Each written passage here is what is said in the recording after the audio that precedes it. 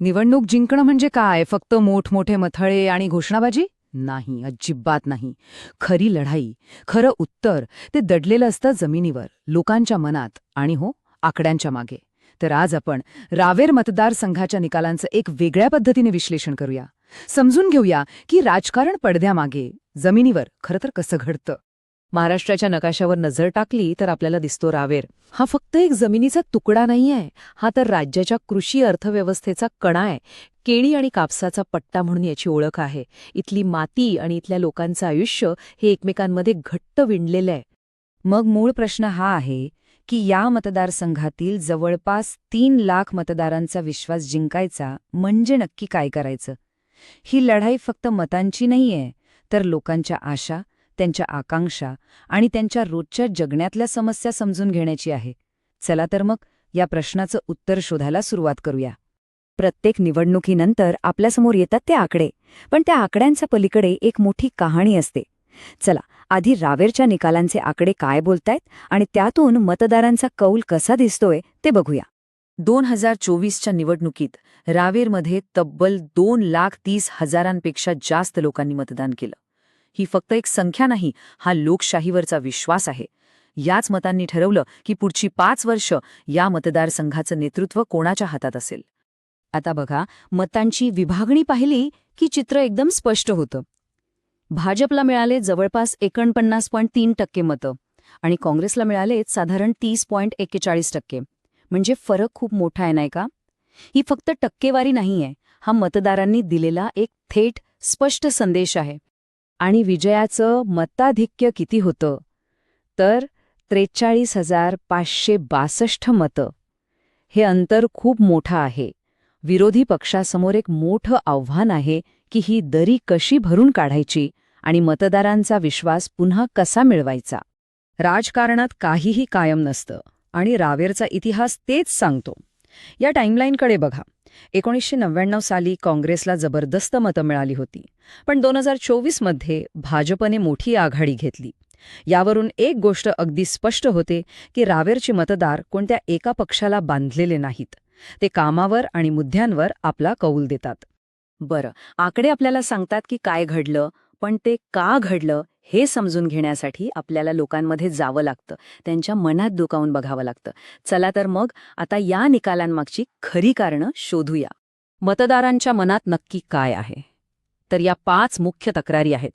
शेतातल्या पिकाला भाव नाही, तरुणांच्या हाताला काम नाही म्हणून ते शहराकडे निघालेत, प्यायला पाणी नाही आणि गावात धड रस्ते नाहीत. या सगळ्या समस्या जगणं अवघड करतात. हे केवळ निवडणुकीचे मुद्दे नाहीत, हे त्यांच्या जगण्याचे रोजचे संघर्ष आहेत. आणि हे मुद्दे केवळ आर्थिक नाहीत, तर ते माणसाच्या सन्मानाशी जोडलेले आहेत. संविधानाने प्रत्येक नागरिकाला सन्मानाने जगण्याचा हक्क दिला आहे. आणि जेव्हा रोजगारासारख्या मूलभूत गोष्टी मिळत नाहीत, तेव्हा त्या सन्मानाला कुठेतरी धक्का लागतो. आपण कृषी संकट म्हणतो, पण याचा नेमका अर्थ काय? सोप्या भाषेत सांगायचं तर शेतकऱ्याने केलेला खर्चही जेव्हा पिकातून निघत नाही, तेव्हा त्याला संकट म्हणतात. रावेरच्या शेतकऱ्यांसाठी ही रोजची लढाई आहे, जी त्यांच्या संपूर्ण कुटुंबाच्या आयुष्यावर परिणाम करते. जेव्हा समस्या इतक्या स्पष्ट असतात, तेव्हा त्यावरचा उपाय शोधणं थोडं सोपं होतं.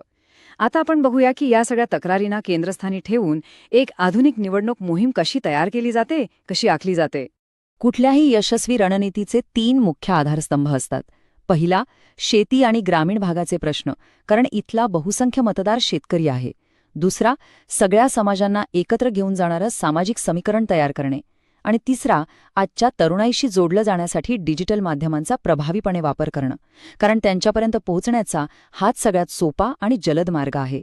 कोणत्याही मोठ्या कामासाठी एक व्यवस्थित आराखडा लागतो, एक फ्रेमवर्क लागतं. निवडणुकीच्या रणनीतीसाठी चतुर्मुख सिद्धांत वापरला जातो. याचे 4 चेहरे आहेत, जे एका यशस्वी मोहिमेचा पाया रचतात. यातला पहिला चेहरा आहे विश्लेषण, म्हणजे डेटाचा, आकड्यांचा सखोल अभ्यास. कोणत्या भागात कोणता समाज जास्त आहे, कुठे भाजपची ताकद आहे, कुठे काँग्रेसची, आणि महत्त्वाचं म्हणजे कोणते मतदार गट नाराज आहेत, या सगळ्याचा एक नकाशा तयार केला जातो. दुसरा चेहरा आहे संघटनात्मक चेहरा.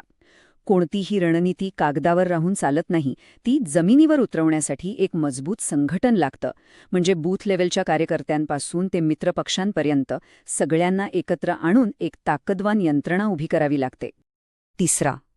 आणि माझ्या मते सगळ्यात महत्त्वाचा चेहरा म्हणजे कथा. कारण बघा, राजकारण फक्त आकडे किंवा संघटनांवर चालत नाही. ते चालतं एका गोष्टीवर, एका कथानकावर, जे थेट लोकांच्या मनाला हात घालतं. आता रावेरच्या बाबतीत बोलायचं झालं तर ही कथा होती एका शेतकऱ्यांच्या कैवारीची, एका अशा नेत्याची जो त्यांच्या हक्कासाठी थेट दिल्लीत जाऊन आवाज उठवेल. आणि चौथा चेहरा आहे नियोजन. म्हणजे आपल्याकडे जी काही साधनं आहेत, मग तो पैसा असेल, कार्यकर्ते असतील किंवा टेक्नॉलॉजी, त्याचा हुशारीने वापर कसा करायचा, कमीत कमी खर्चात जास्तीत जास्त लोकांपर्यंत आपला संदेश कसा पोचवायचा, याचं हे नियोजन असतं.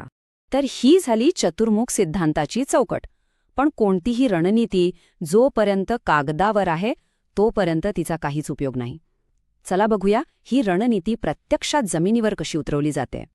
इथे बघा, एका बाजूला समस्या आहे, लोकांचा उमेदवारावरचा विश्वास कमी झालाय. आणि दुसऱ्या बाजूला त्यावरचा उपाय 90 दिवसांची शिडी. ही एक स्टेप बाय स्टेप योजना आहे, ज्यात लोकांमध्ये जायचं, त्यांच्या भेटीगाठी घ्यायच्या, त्यांच्या समस्या शांतपणे ऐकून घ्यायच्या आणि त्यावर ठोस आश्वासन द्यायचं. असं टप्प्याटप्प्याने विश्वास पुन्हा मिळवला जातो. आणि या सगळ्याला आजच्या काळात जोड मिळते ती आधुनिक टेक्नॉलॉजीची. व्हॉट्सअप ग्रुप्समधनं प्रत्येक गावापर्यंत पोचणं, इंस्टाग्राम रील्सच्या माध्यमातून तरुणांशी भावनिक नातं तयार करणं, आणि विरोधकांनी काही चुकीची माहिती पसरवली तर त्याला फॅक्ट काउंटर युनिट्सद्वारे लगेच उत्तर देणं. पण हे करताना एक गोष्ट लक्षात ठेवली पाहिजे. लोकांपर्यंत पोचणं महत्त्वाचं आहे, पण त्यांची प्रायव्हसी, त्यांची खाजगी माहिती जपणं हे त्याहूनही महत्त्वाचं आहे. भारताचा जो नवा डेटा संरक्षण कायदा आहे तो याच गोष्टीवर भर देतो की लोकांच्या परवानगीशिवाय त्यांच्या माहितीचा वापर होता कामा नये. विश्वास जिंकण्यासाठी हे गरजेचं आहे. आणि शेवटी एक गोष्ट आपण सगळ्यांनी लक्षात ठेवली पाहिजे की या सगळ्या डेटाचा, रणनीतीचा उद्देश फक्त निवडणूक जिंकणं नसतो.